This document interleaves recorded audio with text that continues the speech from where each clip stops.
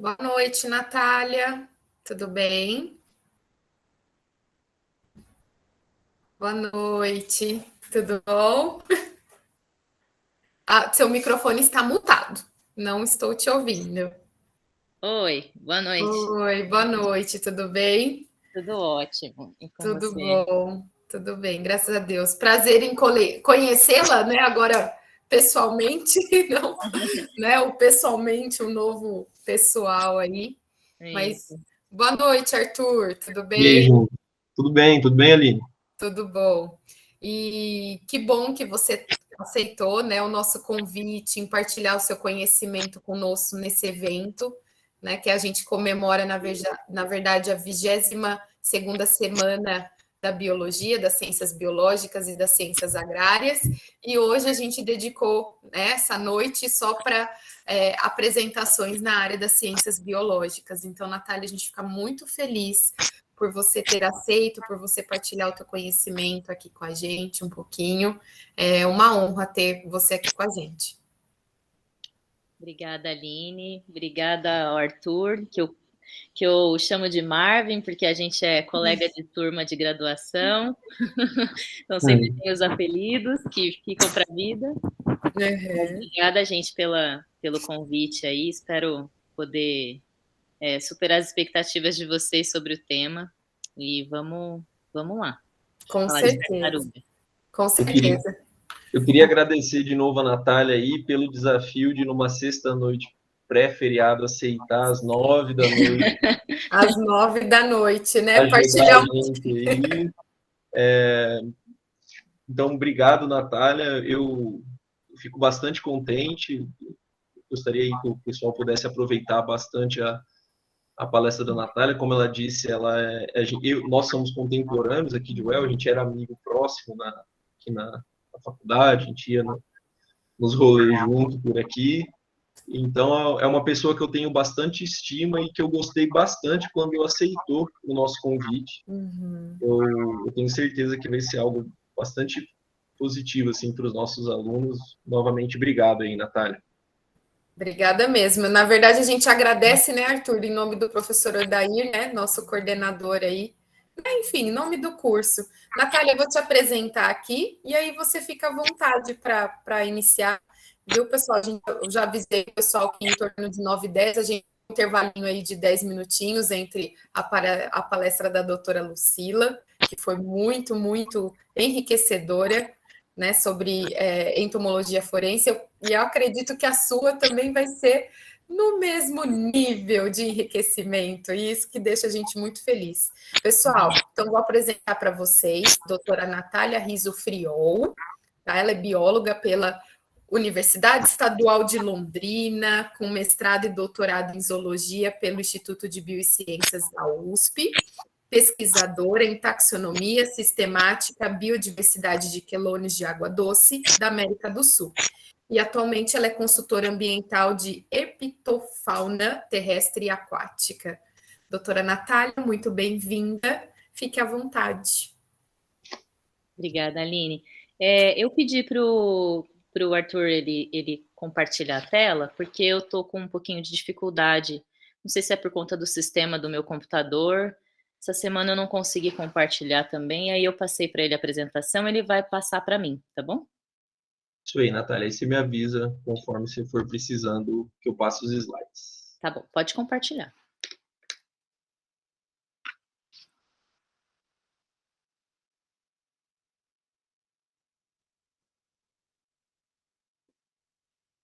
Foi.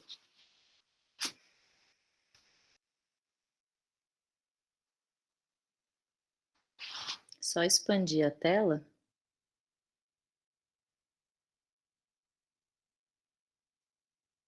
Aí. Posso começar? Sim, por favor. Antes de você começar, Natália, gostaria de perguntar, né? Nós estamos gravando, tá? Se tem a sua autorização para depois a gente disponibilizar isso na plataforma da Unifil Play no YouTube, ok? Não tem problema, pode compartilhar. Muito obrigada.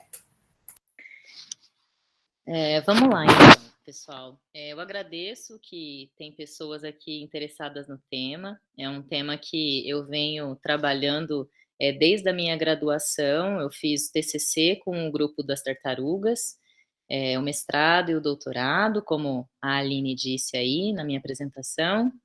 E é um grupo que eu tenho bastante carinho, porque é um grupo muito peculiar. Então, a intenção de começar a apresentar sobre origem é porque quelônios, né, como a gente também chama dentro do universo das tartarugas, a gente também chama o grupo como quelônios, porque a ordem das tartarugas todas era chamada de quelônia. Então, a gente trata muito corriqueiramente como quelônios. Passou a ser testudines por questões de taxonomia, o primeiro nome que surgiu para o grupo, e aí ele tem a prioridade no nome. Então, quelônia surgiu depois. Por um erro aí, eles não usaram testudines, e aí, em algum momento, corrigiu-se esse nome. Por isso que vocês estão vendo aí origem, evolução e diversidade dos testudines, que são tartarugas, mas que englobam todos os bichos de casco, conhecidos aí popularmente como tartaruga, cágados e jabutis. Então, a aula, ela é, em alguns momentos, talvez alguns de vocês, o Marvin me disse que vocês têm um grupo diverso, né, de vários anos aí, então talvez eu use alguns termos que alguns de vocês não tenham muito conhecimento. Se quiserem me perguntar depois, se quiserem parar para me perguntar, olha, eu não sei o que termo que é esse, você pode me explicar, eu não vejo nenhum problema, vocês podem me parar. Eu não sei se os alunos podem abrir a fala. Sim, podem sim, fiquem à vontade. Eles costumam mandar no final da apresentação, mas, pessoal, fiquem à vontade para perguntar para a doutora Natália a qualquer momento, tá? Aí vocês fazem da maneira como vocês acharem melhor, tá bom? Bom, então, vamos começar. E aí eu vou falando para vocês ao longo da aula. Bom, então, para começar aí com uma certa brincadeira, que a gente usa muito na biologia, né? Da onde vem, o que come. Eu acredito que, obviamente, todos vocês sabem o que é uma tartaruga, mas o grupo dos testudines é muito maior, é muito mais abrangente do que a gente imagina. Apesar de ser um grupo com poucas espécies em comparação com outros grupos viventes, a gente tem aí um universo bastante interessante do que significa ser uma tartaruga. Então, ao longo da aula, eu vou falando para vocês o contexto, contextualizando esse grupo, para vocês saberem onde que eles vivem, como que eles surgiram, né, o que é uma tartaruga de fato, e aí, no final, vocês me falam se deu para entender ou não. Então, pode seguir, Marco. Então, falando de diversidade, né, eu vou falar um pouquinho antes de diversidade e depois a gente entra sobre origem, mas só para a gente contextualizar, né, o que são os quelônios aí. Então, a gente tem 300, atualmente a gente tem um pouquinho mais, mas eu estou usando a referência válida, né, de 2017, já está para sair uma outra, sempre tem espécies novas, né, mas segundo a última referência que a gente tem aí um grupo que envolve todos os bichos de casco, de 356 espécies no mundo todo. Então, dentro desses 356, eles vivem em hábito marinho, em hábito de água doce e em hábito terrestre, que é os famosos que eu falei para vocês de tartaruga marinha, cágado e jabuti. E aí, a ordem das tartarugas a gente chama de testudines, que eu já falei para vocês no início, né? Então, essa ordem, ela é dividida em 2 subordens apenas. Então, a gente sabe que tem muitos grupos dentro do universo dos grupos viventes e os não viventes, que são os fósseis, que tem uma infinidade de subordens, de famílias. Os testudines, eles são um grupo muito antigo, então a gente chama eles de um grupo relictual. O que seria um grupo relictual? É um grupo que ele está tendenciando a desaparecer. Por que a gente fala isso? Porque tem muitos fósseis, tem muito mais fósseis de tartarugas, de quelônios, do que grupos viventes, né? Grupos recentes, que a gente também chama, que são os grupos vivos e não fósseis. Então, dentro dessa ordem, a gente tem duas subordens chamadas de Cryptodira e de Pleurodira. Pode apertar aí, Marvin, que a gente tem, que eu mostro aí dois modelinhos. Os Cryptodiras, eles são as tartarugas que retraem a cabeça verticalmente. Então, ela retrai a cabeça para dentro e o fuço do bicho fica para frente.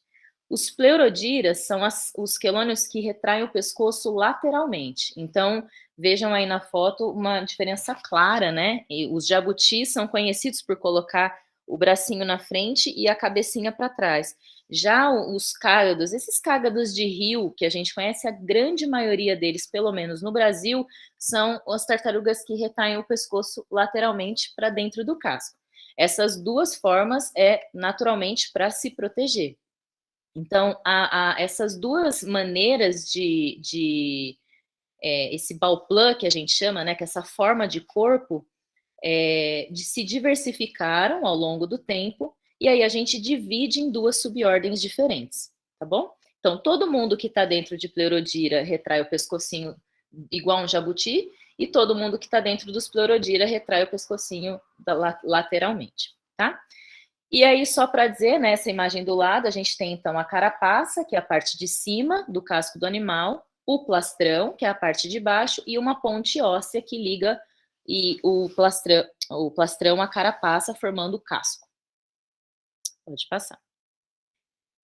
Bom, então, em termos de distribuição global, os quelônios eles estão distribuídos quase que, né, globalmente, exceto nos polos, né, onde é muito frio para esses répteis. Então, a gente tem aí uma diversidade, vejam, na Amazônia, né, na região da Amazônia, né, na região ali do leste dos Estados Unidos, a gente tem uma grande quantidade. No Brasil, a gente tem uns famosos cágados cabeçudos, e nos Estados Unidos a gente tem as traquemes, que vocês devem conhecer, que são os tigres d'água, que a gente geralmente tem como pet. Então, esses animais, a grande diversidade dos tigres d'água, eles vêm dos Estados Unidos e do México. Aqui no Brasil a gente tem apenas uma espécie de tigre d'água, duas espécies de tigre d'água que são brasileiras, né? Mas nos Estados Unidos eles têm vários tigres d'água super diversos. Pode passar. Pode ir passando, Marta. Então, para a gente entender como é que surge, a gente sabe que não surge do nada. Então, quando a gente fala de surgimento, a gente fala de formas intermediárias até chegar na condição atual. Então, a gente tem que falar sobre a origem do casco das tartarugas, que é a grande forma do corpo de uma tartaruga, né? Quando a gente vê um animal com casco, a gente já sabe que é uma tartaruga, não é uma cobra, não é um lagarto, é réptil, mas não é nenhum desses outros. É uma tartaruga. A gente sabe o que é uma tartaruga. Então, a gente quer saber como é que surgiu um casco. Por que as tartarugas têm um casco, né? Então, por que serpentes não têm casco? Né? Por que jacarés não têm casco? Então, entender como é que surge, a gente entende como é a condição da vida, né? Como é que surgem as formas de vida. E aí a gente tem que entender a forma e o tempo onde surgiu, qual era o cenário ecológico que permitiu o surgimento desse casco, dessa tartaruga, e quem é o grupo irmão. O grupo irmão, quando a gente fala, é o grupo com parentesco mais próximo das tartarugas, então que se assemelha em características mais próximos das tartarugas. Pode passar. Então, quando a gente vê esse animalzinho aí, eu olho esse animal, então provavelmente vocês vão olhar esse bicho num museu, que é um fóssil, e vão falar, nossa, uma tartaruga. Claramente, porque ela tem um casco, né? Tartarugas têm casco. A Proganocheles, ela surgiu há 210 milhões de anos no Triássico Superior. Então, as tartarugas, esse formato de casco, ele surge, a Proganocheles foi um dos primeiros fósseis que a gente descobriu que tem aí um casco. Só que vocês concordam comigo que de um lagarto para um casco desse não surge do nada, né? E se adapta ao ambiente e passa a ser vivente? A gente tem que ter uma história de como isso surgiu. Então, a ideia aqui é essa. Pode passar, Marta.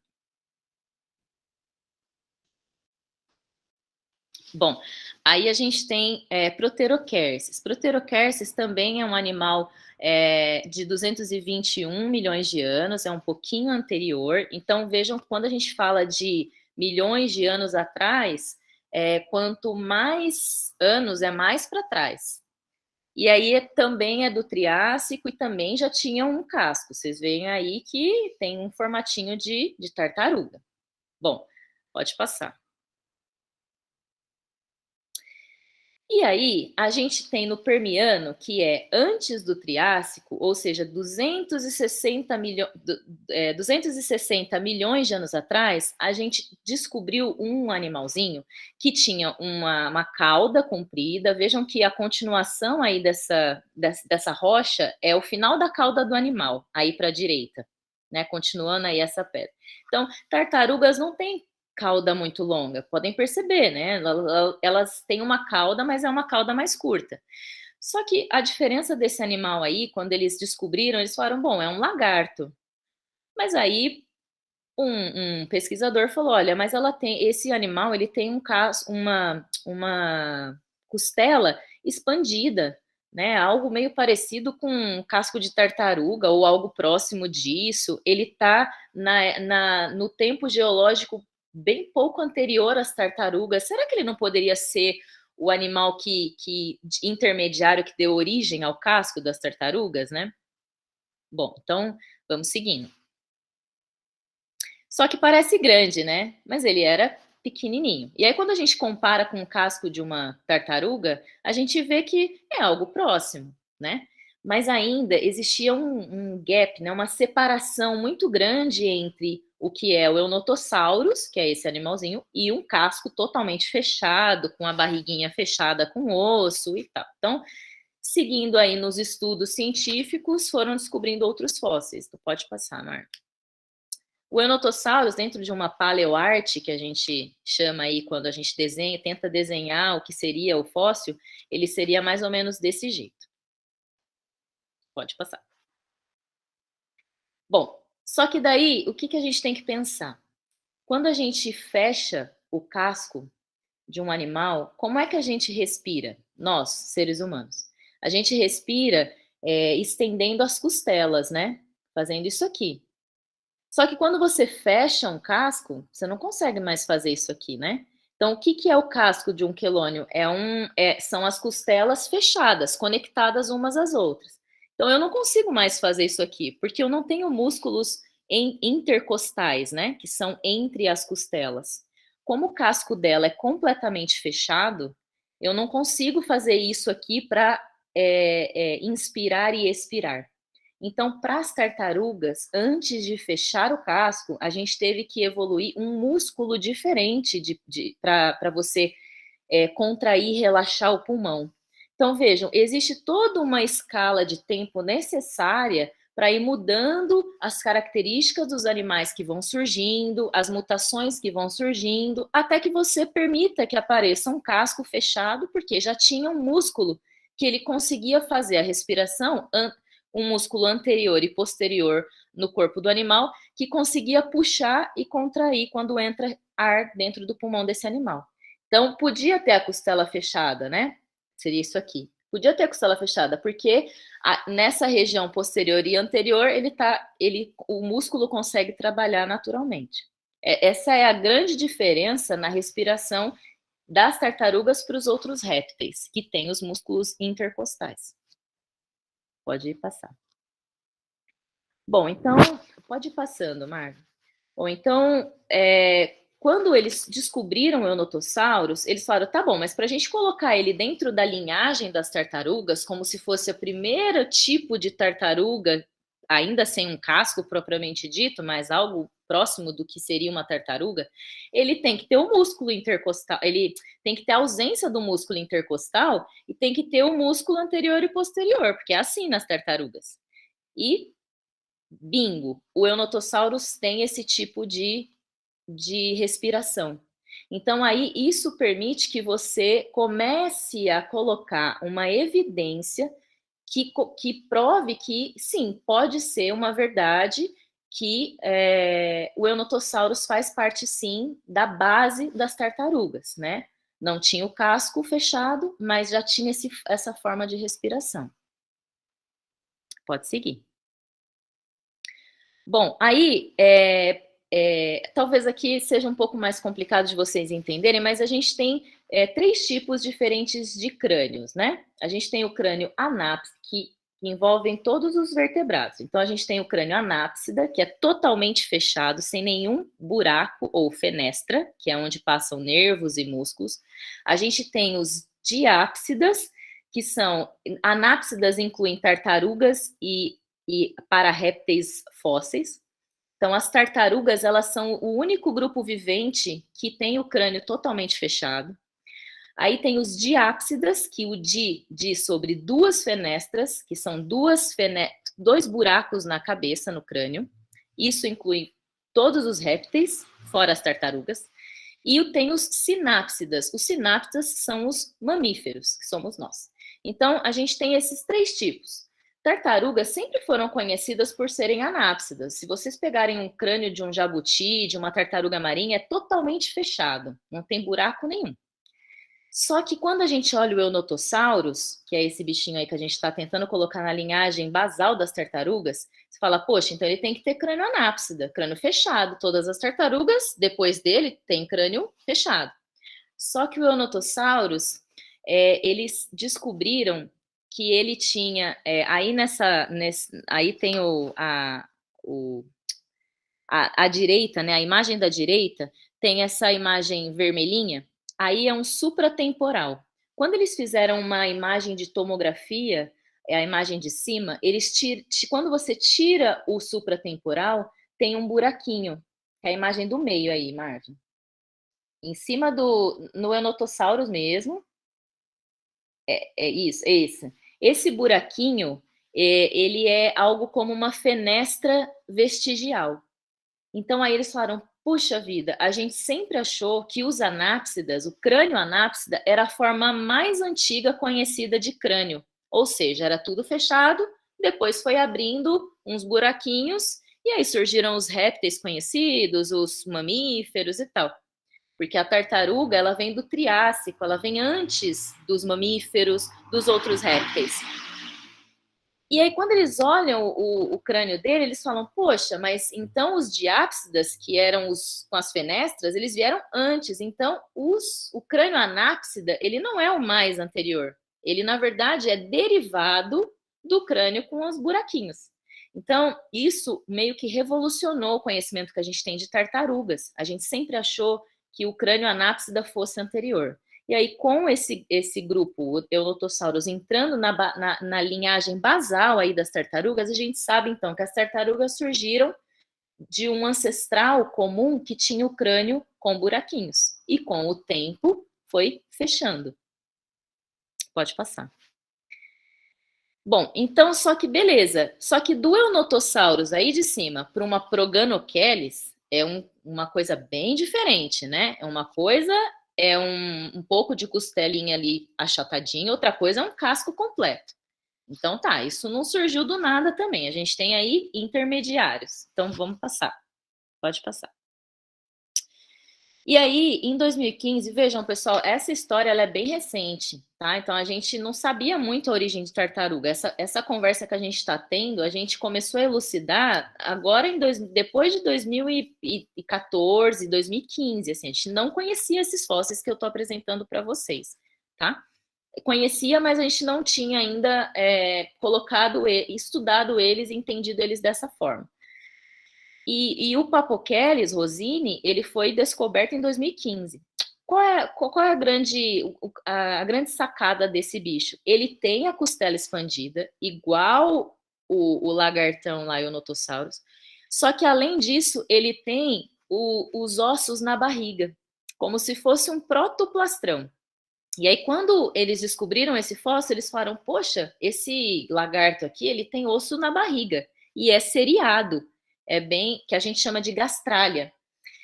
E aí isso poderia indicar aí um fóssil intermediário, um casco completo, né? Começou aí expandindo a costela, aí começou aí os ossos na barriguinha, até talvez fechar um casco completo. Não pode passar. E aí em 2018, eles descobriram um outro fóssil, que era, isso já estou falando, pessoal, de mais recente que o Eunotossauros. Então, foi surgindo depois. Esse fóssil, o Rhynchochelis, ele foi descoberto na China e ele também tem a costela expandida. Ele é um pouquinho mais para frente, pode passar. Bom, aí a gente vem com Odontochelis. Odontochelis, ela já tinha um plastrão. Então, muitas vezes a gente acha que a parte de cima das tartarugas surgiu antes, depois fechou a barriguinha. Não. O plastrão das tartarugas surgiu antes do casco da carapaça. E a gente tinha esse plastrão aí totalmente completo, já do jeito que é nos quelônios atuais. Isso há 220 milhões de anos atrás. Pode passar. Ela também, aquele animal também já tinha redução da cauda, já foi começando a diminuir a quantidade de vértebras caudais. Bom, então aí a gente tem essa diferença no plastrão de Papochelis para Odontochelis, a gente tem a gastralha, que nos milhões de anos à frente, Papochelis foi extinta, né? E a gente surge um animal na mesma ancestralidade de Papochelis com esse plastrão já completo. Então, quando a gente volta aí, né, na Proganochelis, a gente já consegue entender que essa carapaça, esse casco, ele não surgiu do nada. Ele foi surgindo com uma expansão de costela, que aí começou a colar, né, essas costelas.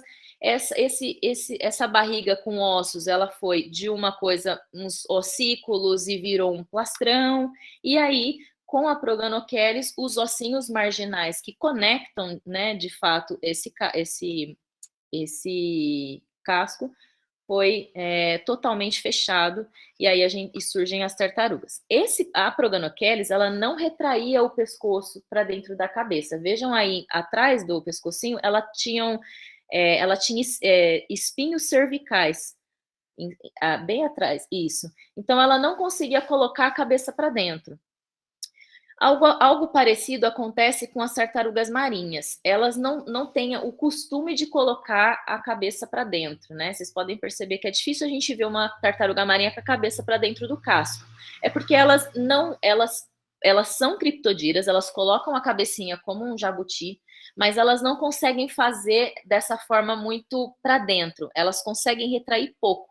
E isso é uma questão de deslocamento de vértebra cervical, que nelas foi se perdendo. Pode passar. Bom, então aí a gente tem um quelônio e basicamente a história que hoje a gente consegue elucidar sobre os quelônios atuais e o surgimento, principalmente o surgimento de um casco. Não sei se a gente vai conseguir passar esse vídeo, ver se põe o play. Legal.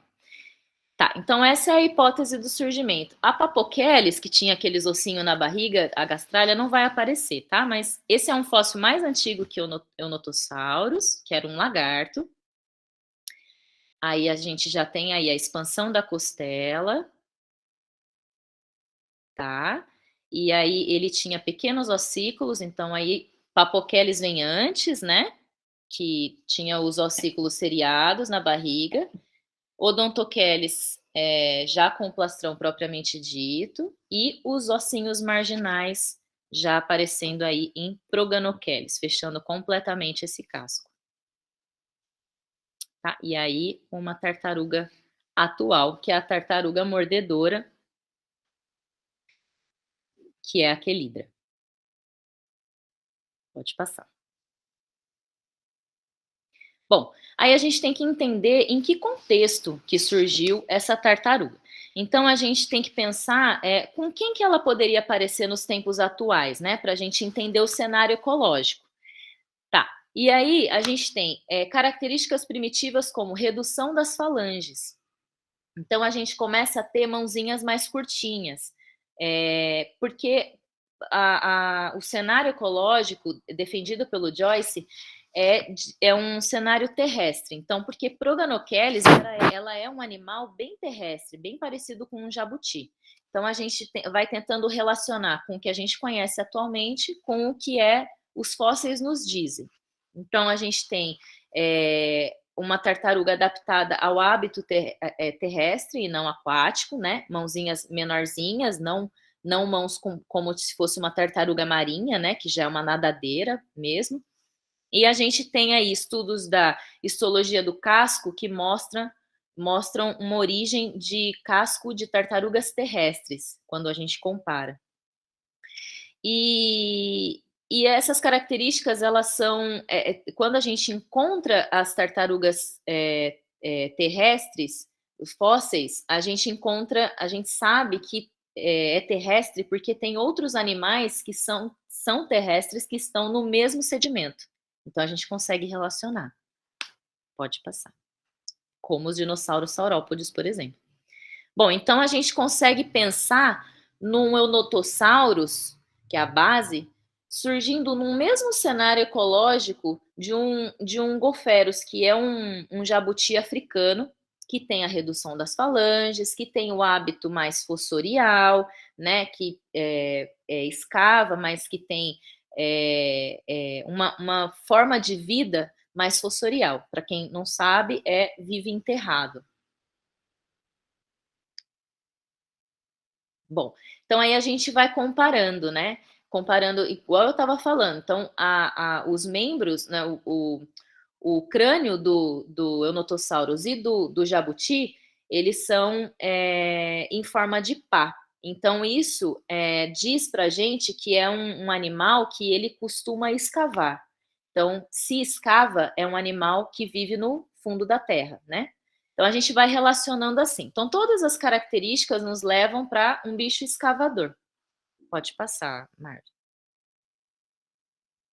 Aqui também mostram, né? Vou passar meio rápido porque tem algumas coisas para falar, mas aí mostram as falanges encurtadas, né? Os membros são curtos também, são mais largos, que é uma coisa mais robusta na frente para poder se enfiar na terra. E as características ósseas que vão dizendo para a gente como é que a gente vai relacionando, com quem que a gente vai relacionar para entender esse contexto ecológico. Pode passar. Bom, então era mais ou menos desse tipo que o Eunotosaurus vivia, enterrado, mas ele forrageava na superfície da terra. Bom, a gente tem para as tartarugas duas hipóteses de relacionamento. Uma hipótese, ela tem base molecular, então é o DNA que diz para a gente, a genética que vai dizer para a gente quem é mais próximo de quem, baseado na sequência do DNA. E a outra são as características morfológicas. Infelizmente, as duas contam histórias diferentes. Então, a ciência é cheia disso, né? Muitas vezes a gente tem evidências diferentes que não contam a mesma história. Mas Quelônios, ele só pode ter uma história, né, de surgimento. Mas a gente vai tentando entender através dos estudos, das características, e uma hora talvez a gente chegue num consenso geral de como foi essa história. A molecular, ela diz pra gente que tartaruga é mais próxima de arcosáurea. Quem são os arcosáureos? São os crocodilianos, as aves. Já a morfologia, ela diz pra gente que as tartarugas são mais próximas das cobras e dos lagartos. Então, assim, quando a gente estuda o corpo do animal e vê a morfologia, a gente tem eles mais próximos das cobras e dos lagartos. Quando a gente estuda a sequência de DNA, é mais parecido com crocodilianos e aves. Então, assim, são duas histórias, nenhuma está mais certa ou mais errada, e a gente tende, na ciência, a caminhar para chegar num consenso, mas nem sempre a gente chega. Pode passar. Bom, então aí a hipótese molecular, tá? Então aí os Lepidosauria, eles são os esquamatas, né? Ou as cobras e os lagartos, e aí todo o contexto dos testudines, né? Dividido aí nas duas subordens, dentro as famílias e toda a diversidade. Pode passar. Aí já é a história morfológica, né? Então vejam aí embaixo, ó, que os Festudines têm aí Onotossauros, Papocheles, são próximos dos Placodontia, e o próximo grupo aí em cima, ó, são os esquamatas. Isso. E os Rhincocephalia. Rhincocephalia são as tuataras. Essa é a história morfológica. Pode passar. Bom, aí só para que vocês conheçam, depois que a gente tenta agrupar com grandes grupos, né? Com cobras, lagartos, crocodilianos, dentro do grupo dos quelônios, a gente também tenta agrupar para saber o grau de parentesco entre as tartarugas, né? Quem que é mais próxima de quem? Tartaruga marinha é mais próxima de jabuti, de cágado. Então a gente tenta entender também, para a gente ir afunilando para entender quem é o ancestral comum, que é o que eu estava dizendo para vocês sobre o Eunotossauros, né? Aí você vai indo para o ramo mais distante da árvore, ou da filogenia, que a gente chama dentro de quem estuda evolução, e aí a gente vai tentando entender os grupos mais próximos, né, para tentar destrinchar. Então aí é só algumas filogenia, um monte de nome aí, a grande maioria desses nomes são fósseis, mas boa parte também é grupo recente. Vejam que nesse de 88 aí, nessa árvore maior, Proganocheles está na base, ó. E aí é o grupo fóssil, grupo irmão de todas as tartarugas viventes, que são essas aí de cima. Pode passar, Mar. Bom, e aí tem as filogenias moleculares, que às vezes também contam histórias diferentes, como eu estava dizendo. Não vou me apegar muito a isso. Pode ir, Mar. E aí a gente tem, né, só para vocês terem uma noção mais geral toda essa historinha que eu estava contando. Então, como a gente não sabe se eles são mais próximos dos crocodilianos ou das aves, que são os arcossáurias, ou dos lepidossáurias, que são cobras e lagartos, a gente faz uma tricotomia, que é uma árvore com 3 ramos. Esses 3 aqui estão na mesma base. Então, a base é diápsida. Por que eu estou dizendo isso? Porque a gente achava que a anápsida era a base, mas com o Eunotossauros mostrando que ele é a base das tartarugas, e ele tendo fenestra, tendo buraquinho, ele é um diápsida, né? Então, a base é diápsida. Buraquinhos na cabeça, essas fenestrinhas aí, ó, que o Marvel está mostrando. E aí, a partir do Eunotossauros, a gente tem toda aquela história que eu estava contando. Vem o Papocheles, vem a Odontocheles, vem a Proganocheles, e aí a Proganocheles como grupo irmão das tartarugas viventes, que são o que a gente divide entre Cryptodira e Pleurodira. Então, essa é a história da origem que a gente conhece hoje, da origem das tartarugas. As evidências sempre, ao longo do tempo, vão mostrando coisas diferentes, mas até aqui o que a gente sabe de quelônios é isso, e é bastante firme esse tipo de posicionamento e de evidência.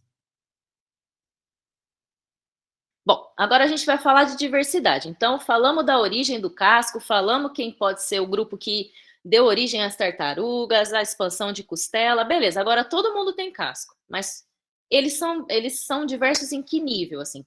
Como que eles são, né? Como são essas tartarugas do mundo? Então, a gente tem aí, dentro dos Cryptodiras, a gente tem 11 famílias e 263 espécies. Dentro dos Pleurodíras, que retraem o pescocinho lateralmente, a gente tem 93 espécies e 3 famílias apenas. Só a cunho de curiosidade, Pleurodira é um grupo que surgiu antes dos Cryptodiras, tá bom? Dentro da linhagem evolutiva. Pode passar. Então, aí vou começar a falar de todas essas famílias rapidamente, para a gente conhecer um pouquinho e ver um pouquinho da diversidade. Então, a gente tem Quelidride, que é uma família da América do Norte, tem 5 espécies, aí tem uma pinha, e ela tem esse shape aí. Então, ela vai desde um bicho menorzinho, mas essa Macrocheles, ela chega desse tamanhão aí que vocês estão vendo. Pode ir passando, Marco. A gente chama de tartaruga mordedora. Bom, para quem não sabe, para quem jogava Mario Bros, as tartarugas conseguem sim escalar alambrados. Então, vejam aí como como é curioso, né, que a gente acha que são bichos super morosos, são bichos lentos, tranquilos, mas quando elas querem escapar, eu já perdi tartaruga, eu assumo aqui para vocês, quando eu fiz o meu TCC, eu tinha um laguinho lá com os cágados, e uma vez eu fui pegar uma, estava dentro do meu laboratório, e tinha um cercado, um alambrado, só que em cima ele era aberto, então possivelmente depois de descobrir que elas escalam alambrado, eu percebi que eu não poderia ter feito aquilo, deveria ter tampado o teto também. Mas era bem alto e ela escalou e conseguiu se jogar do outro lado, era uma tartaruga suicida, e ela atravessou a rua e foi até o laboratório. Então, percebam as curiosidades de um grupo bem peculiar. Pode passar, Marco, acho que tem uma outra imagem aí. Ó, ela já quase saindo do recinto onde ela estava presa, e pulando para o outro lado. Então, se vocês tiverem uma tartaruga em casa, pode ter certeza que isso pode acontecer. Pode passar. Bom, aí a gente tem Queloniide, que é o grupo que inclui a grande maioria das tartarugas, que são 6, né? A gente tem 7 espécies de tartarugas marinhas. Então, dentro dessas 6 espécies, a gente tem a careta, que é a tartaruga cabeçuda, que é aquela tartaruga grande, Eretmocheles, que é a tartaruga de pente, que é essa imagem aí que está do lado, Leptocheles, Quelônia é a que mais a gente vê, que é a tartaruga verde. E a Anatator. A Anatator, ela ocorre na região da Austrália, a gente não tem aqui na nossa costa. Pode passar, Mar. E a gente tem outra família, que é Dermocheliide, que é a tartaruga de couro. Então, ela não tem os escudos córneos, né, que são aqueles quadradinhos que ficam no casco da tartaruga. Ela tem um couro.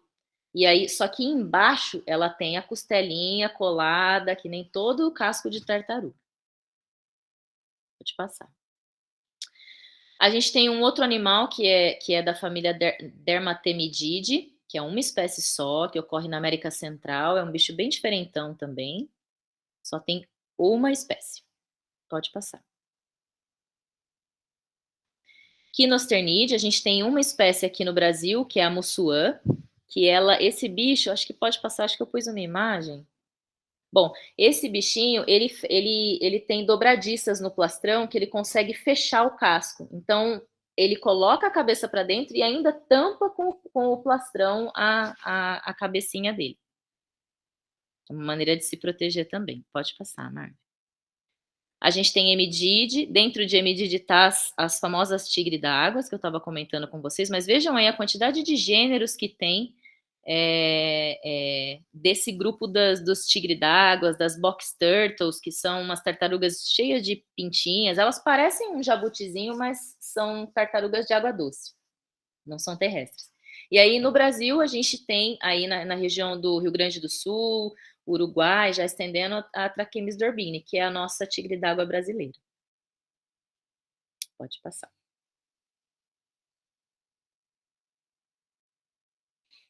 Tá. Aí a gente tem Platysternide, que ocorre na Ásia. É um bicho bem cabeçudo, ela tem uma cauda comprida e ela é chamada de megacéphalon justamente por conta da cabeça grande. Também só tem uma espécie. Pode passar, Marvin. Geoemidide, que aí a gente tem um grupo de tartarugas que também são bem características, lembra um pouco o tigre d'água, ocorre nas Américas. Aqui a gente tem Rhinoclemis punctularia, que é aí nessa região do Brasil, que é esse animalzinho aí, mas a grande diversidade está na América e na África. Pode passar. E a gente tem os Testudinidae, que são todos os nossos jabutis, e aí dentro dessa família a gente tem uma diversidade grande, né? Os jabutis não são todos iguais, podem ver aí que eles têm cores diferentes. Vejam aí esse Malacoquersus, ele tem um casco extremamente achatado. Então, quando a gente pensa num jabuti, a gente pensa numa tartaruga de Galápagos, né? Um casco gigante. Mas a gente tem dentro da mesma família um jabuti com um casco super achatado e ele vive entre as rochas. Então ele é super adaptado para se esconder entre as rochas. Parece uma panquequinha, assim. Pode passar. Essa tartaruguinha aí de cima, ela é muito comercializada, né? A gente também tem os nossos jabutis aqui que todo mundo não, mas grande parte dos brasileiros criam em casa, e aí na região da África, Estados Unidos, eles têm muito dessa raiada aí, que é a geométricos. Pode passar. Bom, a gente tem a caretoquelide, vejam como é diferente, né? Os membros anteriores e posteriores, a mãozinha, é como se fossem nadadeiras mesmo. Então, os cágados, eles têm as membraninhas interdigitais, mas a caretoquelide, ela tem quase como se fossem nadadeiras mesmo, como as tartarugas marinhas, né? Então, os dedinhos são mais compridos e ela consegue nadar muito melhor. E a gente chama ela de pig nose porque ela tem um narizinho bem parecido com um porquinho. Pode passar. A gente também tem os trionychidae, que são as soft shells, né? Que são as tartarugas de casco mole. Só que a gente não tem aqui no Brasil. Então, vejam, isso daí que o Marvin está apontando é uma cabeça. Mas ela é quase como uma coisa só, assim, né?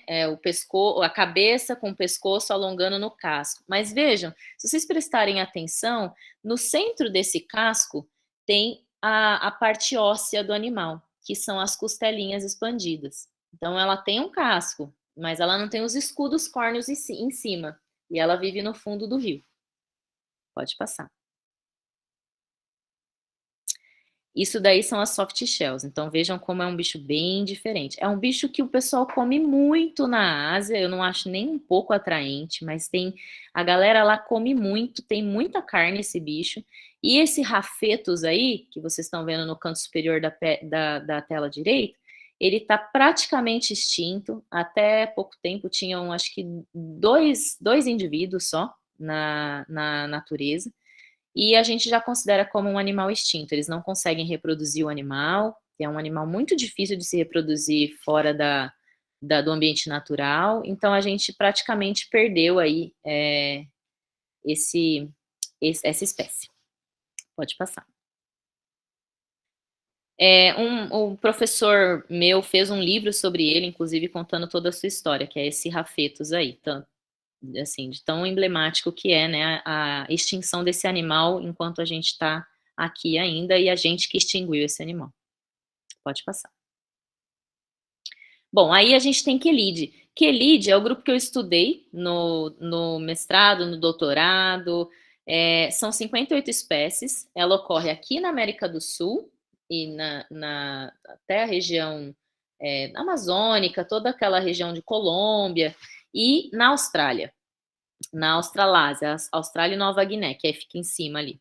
E esse bicho é bem emblemático, aí eu coloquei uma tamatá, que é a Quelus fimbriatus, que é um animal que tem um narizinho em formato a gente chama de snorkel, que ele coloca o narizinho para fora para respirar, né? Todas as tartarugas são pulmonadas, mas ele tem essa adaptação de ficar só com o nariz para fora, assim, ele não precisa colocar a cabecinha para fora, ele põe só o narizinho. E esse animal é muito interessante, o crânio dele é completamente achatado, ele se alimenta por sucção, ele come peixe, e é muito interessante, assim, vive no fundo de rio, a gringaiada adora vir para o Brasil ver o comportamento desse animal, porque ele é realmente muito diferente, a cabeça tem várias fímbrias, por isso chama fimbriatus, parece uma folha, então se você não vai ver o bicho no fundo do rio, assim, para coletar. A gente, quando precisa coletar esse animal, a gente usa técnicas de espinhel, sem fisga, para poder coletar, porque é muito difícil. Pode passar. A gente tem os pelomedusites, são bichos africanos, que é bem tartaruga-like, né? Bem um tipo de tartaruguinha. Ela também usa o plastrãozinho para tampar a cabeça. Pode passar. E os Podocnemididae, que vocês devem conhecer, que são as tartarugas da Amazônia, né? Aí a Podocnemis expansa, que é a famosa tartaruga da Amazônia, que chega a 1 metro de casco, tem uma larga distribuição. Tem outros gêneros, né? Que é Eryminocheles, que é africano, e Peltocephalus, que é um cabeçudo que tem na Amazônia também. E é um grupo bem interessante. E são herbívoros, comem plantas no rio. Pode passar. Bom, aí só para vocês conhecerem um pouquinho dos fósseis dos bichos que a gente conhece hoje, a gente tem aí o Archelon, que viveu no Cretáceo, era uma tartaruga marinha que tinha 3 a 4 metros de comprimento e viveu aí há 75, 65 milhões de anos. Pode passar. A gente tem a Stupendemis, que é mais parecida aí com as tartarugas da Amazônia, né? O Archelon era marinho, pode ver que ela é bem parecida com uma tartaruga marinha, né? Ancestral das marinhas. A Stupendemis já é ancestral das tartarugas de água doce, que são da família Podocnemididae, né? Que são essas tartarugas da região amazônica. Vejam aí o tamanho do casco do animal, né? Que a gente encontrou aí na Venezuela e no Brasil. Pode passar. E aí a gente tem fósseis em todas essas regiões do Brasil. Só para vocês conhecerem, assim, a gente tem fósseis de tartarugas no Brasil, de gêneros que tem gêneros de espécies viventes, mas o mesmo gênero para espécies que já desapareceram. E a gente tende a encontrar muitos outros aí conforme a gente vai estudando os registros fósseis brasileiros. A gente tem muita coisa interessante aí que conta a história das tartarugas fósseis no Brasil. Pode passar. Bom, então o que a gente tem de Brasil? A gente tem 5 espécies marinhas, né? Que é a Eretmocheles imbricata, que é a tartaruga de pente, Queloniamidas, tartaruga verde, a tartaruga de couro Dermocheles coriácea, Leptocheles olivácea, que é a tartaruga oliva, e a careta, que é a tartaruga cabeçuda. Essas todas ocorrem na costa do nosso Atlântico. Pode passar. De criptodídeos brasileiros, a gente tem aí as tigre d'água, né? A gente tem a Trachemis scripta elegans, é a tigre d'água de orelha vermelha, que é a americana, mas ocorre aqui no Brasil, porque a gente tem como pet, né? Então, a gente vê aí nos rios. E a Trachemis dorbini, que é a brasileira. A Trachemis adultrix é uma Trachemis que ocorre na região do Maranhão, só que numa região muito específica, que é nativa nossa também, mas pouco falada. O Quinosternos escorpioides, que é a mussuã, que põe o plastrãozinho fechando a cabeça, e a Rhinoclemis punctularia, que é aquela que eu mostrei para vocês também. Pode passar. Aí de tartarugas pleurodira, a gente tem então as tartarugas da Amazônia, que é as Podocnemis, né, Expansa, Unífilis, Sextuberculata, Eritrocéfala, e o Peltocéfalos, que eu estava falando para vocês, que é uma tartaruga cabeçudona também, que tem na Amazônia. Pode passar. Aí a gente tem os pleurodídeos brasileiros da família Quelide, que são 23, eu coloquei alguns aí para vocês. Vejam aí, Rhinemis, Rufus, que é um cágado super vermelho, bem legal. Tem aí, do lado esquerdo, Hidromedusa maximiliane, que é os pescoços de cobra. Essa de baixo aí, Platemis platycephala, que é super colorida também. O Quelos ali em cima, que eu tinha mostrado antes para vocês, que tem a cabecinha em formato de folha. São bichos bastante interessantes. Pode passar, Mar. Os nossos jabutis, né, que é o Chelonoides denticulata e o Carbonaria. A gente só tem esses 2 jabutis aqui no Brasil. E as espécies continuam sendo descritas, né? Eu tenho algumas aí para descrever. Esse não é um processo simples, né? A gente faz muitas correlações, tem que estudar muita coisa para poder fazer essas descrições, mas a gente está no caminho e o mundo inteiro ainda está descrevendo tartarugas novas, espécies novas. Pode passar. Uma descoberta muito interessante é que a gente acha que as tartarugas são silenciosas, mas, na verdade, elas se comunicam, só que a gente não consegue ouvir. Mas um estudo do INPA mostrou que as tartarugas com hidrofones, né, dentro da água, mostrou que as tartarugas mães se comunicam com os filhotes e os filhotes se comunicam dentro dos ovos, eles emitem sons. Quando eles estão para nascer, poucos dias antes deles nascerem, eles emitem sons e as mães que estão próximas na beira do rio, elas vêm até a borda da água, os filhotes nascem, é toda uma comunicação mesmo de som, que a gente não escuta, só eles, e que eles encontram as mães colocam eles embaixo dos braços, das nadadeiras, né, dos braços, e levam para dentro dos... Isso foi feito com um estudo de Podocnemis expansa, que é a tartaruga da Amazônia. Então, ela vai do grande rio, né, nas praias, nascem os filhotes, ela abarca esses filhotes e leva até os tributários, né, os igarapés, que são os rios menores ali, onde o animal vai crescer com menos possibilidade de predação. Então, é uma maneira muito interessante, que a gente não conhecia, esse estudo é de 2012, de que as tartarugas se comunicam por sons, elas vocalizam. Pode passar. Pode passar, isso daí já não faz parte do meu doutorado. Bom, então, só para vocês terem um pouco de noção sobre grau de ameaça, dentro dos grandes vertebrados, né, aves, mamíferos, condrictes, que são os tubarões e as raias, anfíbios, primatas, quelônios, em termos de quantidade de espécie, é o grupo mais ameaçado que a gente tem dentro dos vertebrados, que é de 54%. Então, assim, é claro que se você for comparar com quantidade de espécies, muitas vezes aves é superior, porque tem mais de 1.000 espécies. Mas considerando quantidade real de espécies, se você for fazer uma porcentagem, comparar, aí a gente tem os quelônios como o grupo mais ameaçado dentro dos vertebrados. Pode passar.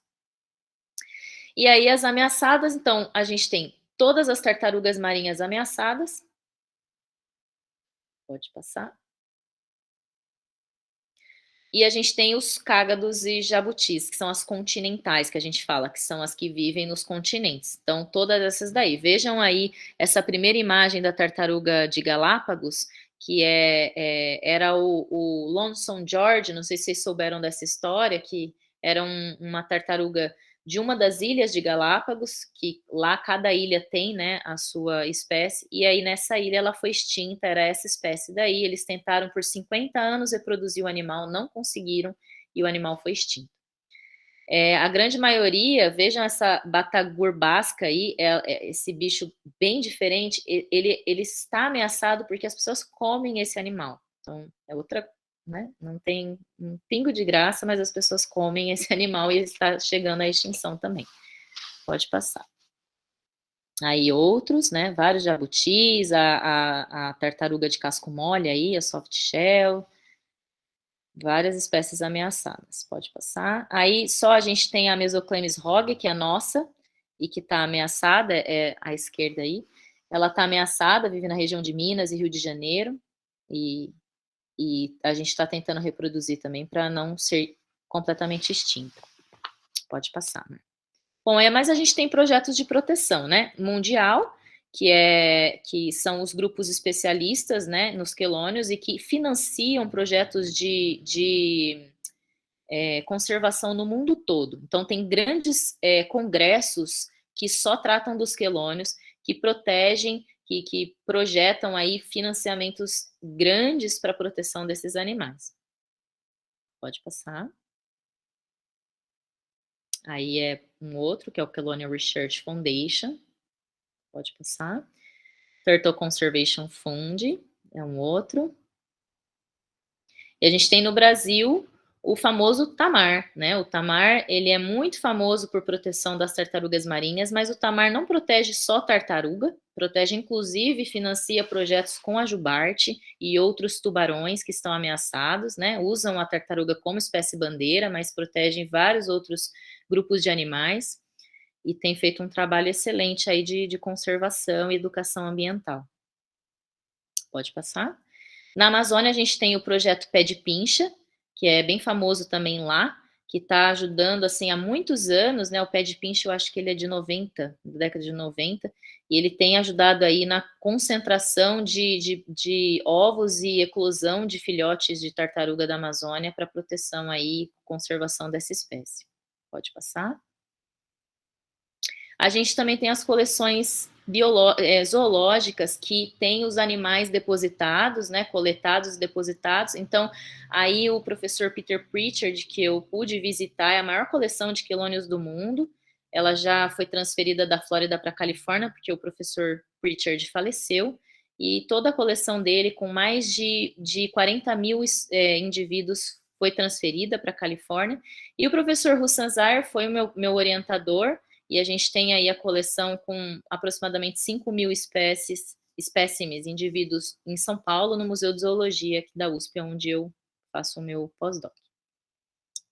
Pode passar. E aí é isso. Bom, pessoal, eu agradeço a paciência de vocês em ouvir um pouquinho sobre as tartarugas. Espero que eu tenha sido didática e compreensiva aí. Desejo que quem quer continuar aí os estudos de vocês com os quelônios, é um grupo muito interessante, tem muito o que estudar. É divertido ir para campo, é divertido trabalhar com os animais, é interessante você ser conhecido por proteger e trabalhar e entender um grupo específico de animal. Eu agradeço aí quem está parabenizando, me disponibilizo para vocês questionarem, e é isso aí. Obrigada, viu? Excelente, Natália. Muito obrigada. Uma palestra realmente, nossa, incrível. Parabéns, viu? Parabéns mesmo. Pessoal, vamos perguntar para a Natália, ela está à disposição. Bora lá. Olha, tem 21 pessoas ainda, mais 29. 29 pessoas. 29 pessoas. Não, Biólogos, uma palestra incrível dessa, galera, tem que ficar, né? Obrigada. Sem esforço algum, né, Arthur? Cadê o Arthur? Tá aí também? Estou aqui. Parabéns, Natália, super massa. Muito, muito bom. Obrigada por partilhar teu conhecimento aí com a gente. Pessoal, perguntas? Vocês podem abrir o microfone, galera. Por favor, vamos perguntar. Eu também me coloco à disposição, gente, se vocês quiserem conhecer o Museu de Zoologia aqui em São Paulo, eu estou por aqui por um tempo ainda, talvez até metade do ano que vem. Quem quiser, né, seguir aí para um mestrado ou mesmo conhecer, eu estou por aí, a gente pode combinar. Mostrar a coleção para vocês, como funciona um museu, né, de onde a gente faz pesquisa científica e tem aí depositado esses materiais tipo, né? Bom para fazer convênio, né, dos estágios de férias agora. Exatamente, exatamente. A gente recebe estagiários, é que aí tem que morar em São Paulo, né? Mas dá para fazer temporário também, passar um mês estudando aqui, conhecendo a coleção e tendo aí adquirindo. Puta que pariu! Eita! Ô, Lucas, foi, Lucas, controla aí, Lucas. Olha lá, Amanda mandou. Boa noite, Natália. Tudo bem? De onde surgiu esse interesse para estudar os quelônios? Eu costumo dizer, deixa eu mutar aqui, peraí. Dizer que às vezes a gente não precisa. Acho que o Lucas já está querendo cestar, hein, gente? Ele mandou, foi mal, já mutei o microfone dele. Lucas. Bom, eu costumo dizer assim, que a gente não precisa nascer falando assim, porque desde criancinha eu gostava das tartarugas e tal. Na verdade, eu sempre gostei de bicho, né? Eu acabei entrando no estágio, no TCC, para trabalhar primeiro com educação. Eu entrei na biologia, era eu e o Mário, lembra, Marvin? A gente falava que só nós dois falava, eu não sei se o Marvin falava, mas a gente falava que ia ser professor de biologia. E os dois trabalham com tartaruga hoje. Hã? E os dois trabalham com tartaruga hoje, você e o Mário. Pois é verdade, eu não tinha parado para pensar nisso. Mas eu entrei achando que eu ia dar aula de biologia, e aí, dentro do universo acadêmico, eu acabei me interessando em fazer o TCC com zoologia, e lá na UEL a gente não tinha um laboratório de herpetologia, que é o estudo de anfíbios e répteis, né? Então eu fui trabalhar com um professor ictiólogo, que trabalha com peixes. Mas aí eu falei para ele, mas eu não quero trabalhar com peixe é chato, né? Não sei se alguém aqui trabalha com peixe, mas eu falo, peixe é chato, não tem expressão. Eu quero trabalhar com um bicho que tem expressão, que pisca. E aí eu fui trabalhar com tartaruga. Mas assim, ele falou, que aposto que você quer trabalhar com tartaruga marinha. Aí eu falei, não, eu quero trabalhar com um bicho que todo mundo despreza, que são os cágados. E aí eu segui trabalhando. Então, assim, eu acho que mais além de estudar um grupo específico, você seguir uma linha de pensamento, assim, né? Então, eu sempre gostei de bicho, de zoologia. Eu tinha mais facilidade com zoo do que com botânica. Então, tá bom, vou trabalhar com zoo. Dentro de zoo existe um universo. E aí, dentro desse universo, eu preferia os vertebrados do que os invertebrados.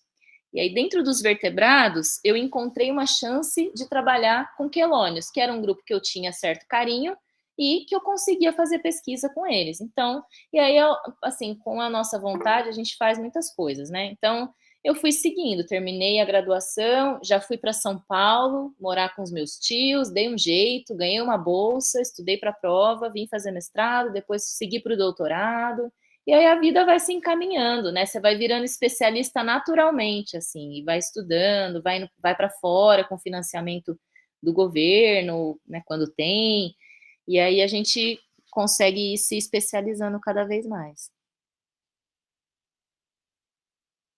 Você falou de peixe, temos um aluno que está no mestrado agora, Luan, que está fazendo parte aqui, né, da live, aí ele mandou, aí já fiquei triste, os colegas já começaram a brincar com ele. Né? Não, olha, eu confesso que quando a gente estuda evolução, a gente descobre que nós todos somos peixes, né? A gente evoluiu desse sistema, então é ingrato da minha parte falar mal dos peixinhos. Eu tive aquário por muito tempo, estudei o grupo em casa mesmo, super me interessava, muito mais interessante às vezes o comportamento do que répteis, e eu descobri que os peixes têm comportamento, porque eu achava que não tinha expressão, mas quando você tem um aquário, você percebe que eles tem muita diversidade dentro de um aquário, é extremamente interessante. Eu tô brincando, tá, gente? Pronto, Luan, pronto. Agora ele ficou feliz de novo, o pessoal mandou. Paulo, você levantou a mão, pergunta? Eu queria fazer uma pergunta, professor. Primeiro, eu queria dar o parabéns aí para a doutora Natália, foi muito legal a palestra aí. Mudou o meu conceito aí das pessoas que perdem as tartarugas. Sim, eu já perdi. Então, doutora, eu queria perguntar o seguinte: tem vários grupos, né, que os estudos apontam, né, uma coisa e a genética vai lá e coloca uma espécie mais basal e vai contra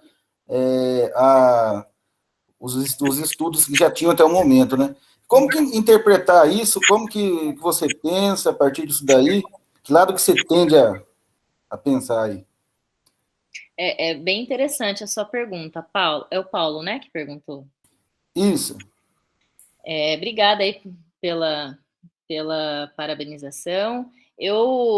A gente aqui no laboratório, a gente discute bastante isso. Isso não é um tema fechado, né? A gente não tem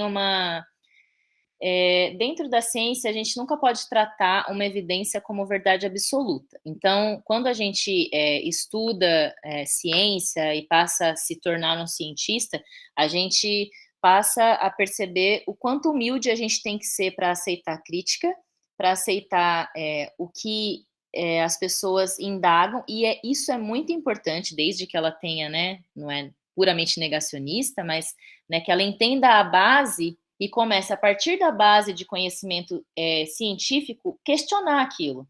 E é sempre muito importante questionar. Então, quando a gente tem o conhecimento se contrapondo, né, a gente tem grandes especialistas que trazem estudos evolutivos de parentesco que trazem uma história molecular, e a gente tem grandes especialistas que trazem uma evidência morfológica. Então, assim, todos são cientistas e todos são excepcionalmente maravilhosos.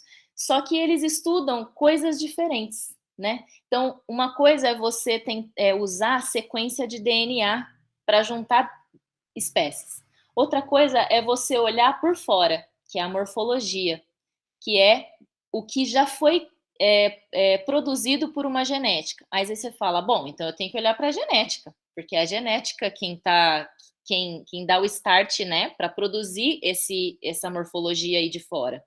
Só que nem sempre a gente, porque a gente tem que aceitar que a gente não conhece tudo da molecular. E a cada vez que a gente vai estudando, a gente descobre, por exemplo, que o DNA ele é sim afetado pelo ambiente externo, que é o estudo epigenético. Então, a gente nunca não acreditava antigamente que o DNA poderia ser modificado pelo meio externo, e ele pode. Então, talvez aquela morfologia que eu estou olhando de fora não está traduzida no meu DNA. Talvez sim. Então, para eu entender se foi produto da epigenética ou já veio assim evolutivamente, é todo um grande estudo a se fazer. Eu sou morfologista, então eu tendo a tratar, usar mais as filogenias morfológicas, né? Mas isso não quer dizer que eu nego a molecular. O que a gente faz também é juntar as duas coisas e fazer um estudo que a gente chama de evidência total, que é possível você rodar nos programas tanto a base molecular quanto a base morfológica. Você junta isso num programa e aí ele vai traduzir aquilo de maneira a tendenciar com pesos distintos uma filogenia única, que tem as duas informações, mas ela pode, muitas vezes, ela é mais parecida com a morfológica, mas nem sempre. Então, assim, eu tendo a morfologia, mas eu não descarto, em hipótese alguma, molecular. Acho que a gente está num processo de conhecimento e a gente tem que, né, respeitar todas as evidências, todos os cientistas, né, que estão aí estudando, encontrando alguma história para contar para a gente aí, com o máximo de verdade possível, né? Legal, obrigado. Muito bom. Ô, Luan, tem uma pergunta, professora Aline. Estou pelo celular porque não dá para levantar a mão. Por favor, Luan, então digite a sua pergunta ou envie aí para a gente poder fazer. Boa noite, Natália. Aqui, ele está aqui. Eu tô aqui, Bem-vindo, Luan. tudo bem? O bom Tem filho a espaço casa para ex-aluno? torna, né? Claro que tem. O bom filho a casa torna. Bem-vindo aí, nosso mestrando. O Luan é o ictiólogo? Ah, ainda não, né? Mas em Ele breve tá lá vamos. no Mario Wars, Natália. Tá sofrendo lá. Ah, que legal. Mário. Gosto muito do Mário. Gente fina. Ô, Natália, parabéns primeiramente pela sua palestra, muito, muito interessante mesmo. E a minha pergunta é com relação à linha do Mário mesmo, ia te perguntar com relação à eficiência desse grupo, né? Nas invasões biológicas, né? A gente tende a pensar que, por ser indivíduos lentos, né? Igual você comentou, ah, não, já perdi, já deixei escapar, né? E a gente tem essa falsa noção de que é um grupo meio passivo. Na verdade, não, né? Eu conheço só a Trachemis como uma invasora forte, mas eu queria saber do resto do grupo, né? Que tem uma diversidade gigantesca que se apresentou para a gente hoje. Qual que é a eficiência desse grupo na invasão? Se tem algumas mais preocupantes? Olha, a eficiência é grande, viu? A gente está descobrindo. Eu não sei se vocês ficaram sabendo da quelidra que surgiu, que na verdade é uma macrochelis, que na verdade disseram que é uma macrochelis, mas é uma quelidra, que é uma tartaruga mordedora na região de Presidente Prudente, que é da onde eu nasci, e descobriram essa tartaruga que é dos Estados Unidos. E ela é super agressiva, tanto com pessoas que vão manipular, quanto no ambiente, é muito agressiva. E eles descobriram ela recentemente. A gente também tem relatos de, lá no Pará, a gente tem a de casco mole e a traquemes. Então, assim, em termos de essas daí, a de casco mole, a quelidra, a gente ainda não sabe muito bem qual foi o impacto. Mas traquemes, vamos falar de traquemes, que é, de fato, o bicho que todo mundo tem, ou todo mundo conhece, ou teve pet, como pet e tal. Esse bicho, para algumas tartarugas de água doce, por exemplo, cágado de barbicha, que é um cágado muito comum, eu não sei se alguém aqui conhece, que é o Philinops geoffroianus, um cágado muito comum que eu já encontrei em ambiente onde tinha traquemes, e essa tartaruga, esse cágado nativo nosso, ele, que é na região do Rio Paraná, ele é muito mais abundante do que traquemes. É claro que possivelmente porque a história dele naquele rio é mais antiga, então ele teve mais tempo de reprodução e ele tem uma população maior. Mas Traquemes, ela tem um potencial de invasão grande, está entre os 100 animais mais invasores do mundo, né? Por conta dessa questão de ser pet. E pode sim impactar, né? Traquemes é um bicho que come, que é onívoro, então como todo bicho invasor, ele pode causar aí um desequilíbrio ecológico, mas a gente tem alguns cágados que conseguem sobreviver num ambiente onde tem traquemes e até ter uma abundância maior. Mas está surgindo aí umas tartarugas que não era para existir aqui, que o pessoal traz. E, inclusive, tem um pessoal na Suíça que tem vários cágados nossos, brasileiros, que reproduzem os bichos lá e que eu não sei se já foi solto na natureza por negligência, mas a gente tem os nossos bichos lá fora também, bastante. A gente tá fazendo a nossa parte também, então. Pois é. Legal, Natália, obrigado, viu? Imagina. Por favor, Arthur, fica à vontade. E aí, Natália? Natália, pegando um gancho ali na pergunta do Paulo, eu tinha essa pergunta mesmo para te fazer, você meio que respondeu já ela ali quando você estava falando com o Paulo, a respeito de filogenia com base em evidência total, se alguém já havia feito. Eu imaginava que sim, aí você meio que falou que sim, né? O pessoal tem feito. Mas como que está a aceitação dessas filogenias com base em evidência total pelos grupos de pesquisadores de textudines? Assim, porque a gente tem, na verdade, toda filogenia ela é uma hipótese evolutiva, né? Quando você monta uma filogenia, você está montando uma hipótese evolutiva e você publica essa hipótese, e essa hipótese ela pode ser aceita ou não tão aceita pela comunidade científica, com base, obviamente, com argumentos para refutar ou para aceitar. E o que tem hoje em dia, assim, que você poderia dizer que está mais forte dentro das filogenias? Está pendendo mais para a base molecular, para a base morfológica ou usando evidência total? Olha, Mar, a gente tem as duas coisas, né? A gente tem poucos grupos que estudam quelônios no mundo e a gente tem aí um histórico de morfologistas, né? Então, é claro que porque a molecular surgiu depois, então a gente tem esses grupos de moleculoides mais recentes. Mas então toda a nossa base é muito mais fortalecida com morfologia. Agora, com essa história dos fósseis, a gente, né, tende à morfologia. Mas existem grupos na Austrália, na Europa, o pessoal da Alemanha, nos Estados Unidos, que têm estudado muito molecular e essas filogenias são aceitas. Então, consegue-se incluir muito mais bichos, né? Porque você trabalha só com sequências, e o trabalho do morfologista é muito mais demorado, né? Se você precisa dissecar o bicho, ou você precisa passar num tomógrafo, aí você tem que comparar um monte de bicho. Então, tem um caminho longo pela frente para você fazer morfologia. A molecular, você pega lá os tecidinhos, roda e tem uma filogenia. É muito mais fácil desde que você tenha já o tecido, né, o DNA. Então, como a gente está montando essas coleções de molecular, a galera está rodando e está usando a filogenia com a maior quantidade de espécies de tartarugas do mundo. Então, a gente tem grandes filogenias que incluem criptodiras e pleurodiras, espécies das duas subordens, que é só molecular. Mas a gente também tem as de evidência total, que são aceitas também. Elas são aceitas.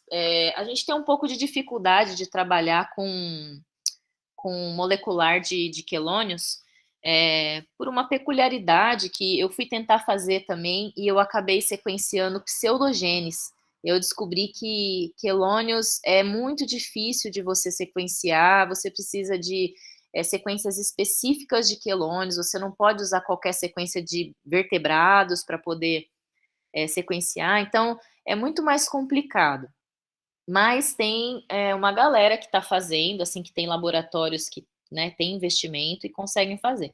Então, assim, tem a molecular com uma grande quantidade de espécies, tem a morfologia, que são menores os grupos, mas que é muito histórico, então a gente tem essa base fortalecida com a morfologia, e tem os grupos que estão tentando juntar tudo. São grupos recentes, assim, né? Tem a galera das antigas que estudam, mas a gente, desde que tenha uma base, um rigor científico, que a gente consiga entender as sequências, né, as matrizes, onde você inclui aqueles dados e você consegue perceber que aqueles dados foram feitos com rigor, a gente tende a aceitar. Tanto a morfologia, daí se vem a molecular contrapõe, aí dependendo do que tem ali dentro, se a molecular considerou mais espécies, a gente tende a considerar a molecular, mas eu vou te dizer que dentro do grupo dos quelônios a morfologia é mais forte. Natália, e lá no museu, vocês têm bastante fósseis dos brasileiros, ou esses fósseis estão fora do Brasil, como acontece com muitos fósseis brasileiros, que na verdade as coleções estão em museus internacionais. Como que está a questão de fósseis lá na USP? A gente tem, sim, inclusive hoje entrou um aluno que vai estudar os fósseis que a gente tem aqui no Brasil, no museu. Acho que no Brasil a gente tem o Museu de Zoologia da USP e o Museu Nacional, que tem grupos fortes, né, de estudo de quelônios fósseis, mas tem o pessoal de Viçosa, como o professor Pedro Romano, tem o pessoal do Pernambuco, e tem uns grupos que estudam fósseis de tartarugas, né, de quelônios em geral. Mas a gente tem fóssil lá fora, sim. Em geral, a gente pode acessar. Eles permitem a gente acessar, mas a gente não sabe se tem coisa escondida ali que ninguém contou, né? Também tem muito isso também. Mas a gente tem sim os fósseis aqui. A gente tem os fósseis argentinos, tem muita associação com o pessoal da Argentina. A Argentina tem fósseis interessantíssimos que a gente correlacionar com a nossa região. É bem interessante aí o que estão fazendo, a galera da paleontologia de quelônios. Massa, valeu, Natália. Mais perguntas, pessoal? E aí? Super interessante. Parabéns, viu, Natália? Obrigada. Incrível. Eu, como agrônoma, aprendi muito hoje. Dos quelônios. Aprendi muito. Muito obrigada mesmo. Mais perguntas, pessoal? Ninguém mais com pergunta? Natália, eu gostaria de agradecer, te parabenizar, porque foi sensacional, muito bom mesmo, né? Aprendi muito, então eu acredito que os nossos alunos também das ciências biológicas tenham aprendido também bastante, foi muito enriquecedor. Obrigada por aceitar esse convite numa véspera de feriadão, né? Numa sexta-feira. Enfim, sextou, né? Agora que sim. bom que a gente sextou cheio de informação, de conhecimentos, daqui é muito, muito gratificante, muito válido, né, para a nossa evolução, né, da vida aí. E obrigada, tá? Obrigada mesmo por partilhar teu conhecimento com a gente. Em nome do curso, né, da biologia, né, Arthur, em nome do professor Odair, a gente agradece imensamente tua participação. Muito obrigada. Obrigada, Aline. Obrigada, Arthur. Obrigada ao professor. Obrigada aí, pessoal, por ter fortalecido aí essa rede de conhecimento de quelônios. Mais uma vez me coloco à disposição para quem quiser vir aqui no Museu de Zoologia de São Paulo conhecer. E desejo sucesso na carreira de vocês como biólogos. Parabéns pela escolha do curso. É um curso que me faz muito feliz, apesar das dificuldades. Eu desejo que vocês sigam na carreira de biologia e desejo sucesso aí. Espero que as coisas melhorem, né, para a gente. Mas saibam que o mundo precisa, né, dos biólogos, no sentido de que a gente está no nosso limite climático, né? Então, os biólogos têm que ter o discurso fortalecido, a gente tem que estar pronto ali para atuar. Então, não desistam nas dificuldades, né? Eu também enfrentei muitas dificuldades, mas a gente vai seguindo e vai mantendo e a coisa vai acontecendo. Então, sejam perseverantes, se mantenham na biologia e vocês vão ser muito felizes. Desejo muito sucesso para vocês. Obrigada, pessoal. Obrigado, Natália. Obrigada, Natália. Obrigada de coração. Pessoal, ó, o Luan mandou parabéns novamente. Obrigada, valeu, galera. Bom rever todo mundo. Parabéns, tá? O pessoal tá te mandando aí vários elogios. Quero agradecer a participação de todos vocês. Né? A gente encerra o nosso segundo AgroBio 2021. O ano que vem, se Deus quiser, tem mais. E se Deus quiser, presencial, né, Arthur? Nós vamos fazer de tudo aí para trazer, né, mais palestrantes aí para vocês, tá bom? Mais conhecimento. Pessoal, boa sexta-feira para todo mundo, bom feriado, bom descanso. Fiquem com Deus e a gente se vê aí na próxima semana nas aulas também. Boa noite, pessoal. Obrigada. Tchau, Boa gente. noite. Tchau, tchau, pessoal.